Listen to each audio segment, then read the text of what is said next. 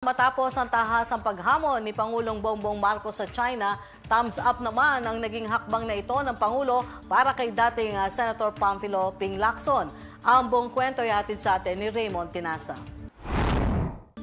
Naniniwala si dating Senador Pamphilo Ping Lacson na matatag at nakakapanatag ang naging tugon ni Pangulong Ferdinand Marcos Jr. sa pag-udyok ng China na isauli ang Typhoon missile system sa Estados Unidos.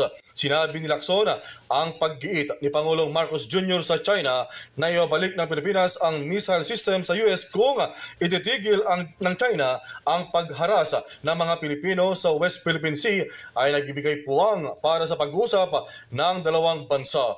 Ngunit binigyang diin ni Lacson ang panawagan niya sa Pilipinas at ang kaalyado nitong bansa na mapanatili ang balance of power sa West Philippine Sea para pigilan ang mga agresibong galaw ng China.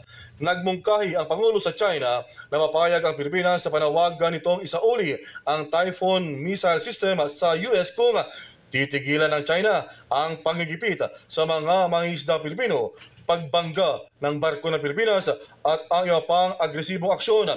Samantala, hindi nakikita ni Lacson na kailangang i-convene ang National Security Council sa ngayon batay sa kasalukuyang sitwasyon. Pero idiniin ni Lacson na bagamat maliit ang tsansa ng gyera sa rehiyon, kailangan pa ring manatili ang balance of power sa West Philippine Sea, ang Pilipinas at ang mga militarily powerful allies nito. Ako si Raymond Tinasa para sa Kwentong Politiko.